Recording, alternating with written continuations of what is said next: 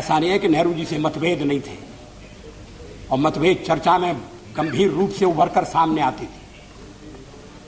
मैंने एक बार पंडित जी से कह दिया था कि आपका एक मिला जुला व्यक्तित्व है और आप में चर्चिल भी है और चैम्बरलेन भी है।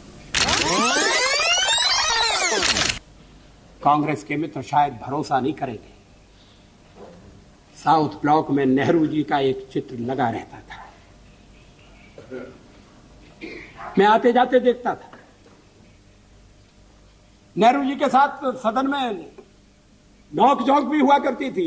मैं नया था, पीछे बैठता था, कभी कभी तो बोलने के लिए मुझे वॉकआउट करना पड़ता था। लेकिन धीरे धीरे मैंने जगह बनाई, मैं आगे बढ़ा, और जब मैं विदेश मंत्री बन गया तो एक दिन मैंने देखा कि गलियारे में टंगा हुआ नेहरू जी का फोटो गायब है। मैंने कहा ये चित्र कहां गया? कोई उत्तर नहीं दिया। वो चित्र वहां फिर से लगा दिया गया।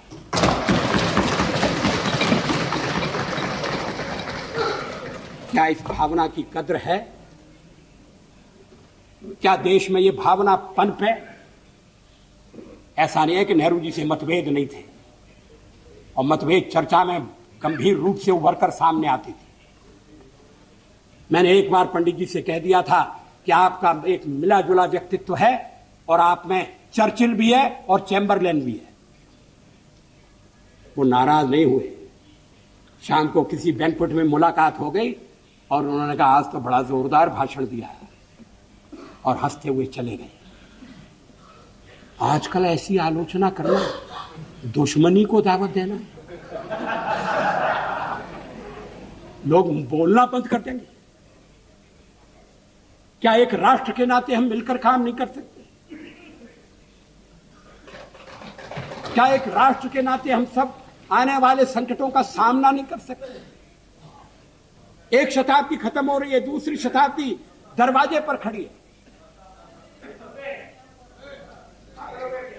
अगर हमें छोड़कर आप कोई नया प्रयोग करना चाहते हैं, मुझे कोई आपत्ति नहीं होगी, लेकिन हम जो प्रयोग कर रहे हैं उस प्रयोग को आप सफल होने दें, ये मैं आपसे अनुरोध जरूर करना चाहता हूं। जब जेनेवा में मानवाधिकारों के सम्मेलन में कश्मीर के सवाल को हमारे पड़ोसी ने उठाने का फैसला किया, तो फिर उस समय के प्रधानमंत्री श्री नरसिंह राव की नजर मेरे ऊपर गई कि मैं वहां जाकर भारत का प्रतिनिधित्व करूं।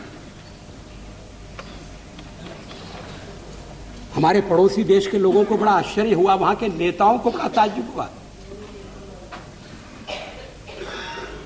किसी नेता ने कहा भी कि भारत का लोकतंत्र विचित्र लोकतंत्र है कि प्रतिपक्ष का नेता अपनी सरकार के पक्ष को रखने के लिए जेनेवा जाता है, और एक हमारा प्रतिपक्ष का नेता है जो देश के भीतर ही ऐसी कठिनाइयां पैदा करता है जिससे अंतर्राष्ट्रीय बाधाएं और उत्पन्न होती हैं। लोगों ने कहा कि नरसिंह राव जी सरल आदमी नहीं है, बड़े चतुर आदमी हैं। ये मत समझिए कि वो केवल देश की एकता का प्रदर्शन करने के लिए भेज रहे हैं। कहीं कहीं उनके मन में यह भी हो सकता है कि अगर जेनेवा में बात नहीं बनी और खिलाफ प्रस्ताव पास हो गया तो दोष में हिस्सा बटाने के लिए वाजपेयी भी बलि का बकरा बनाया जा सकता है। मैंने इस पर विश्वास नहीं।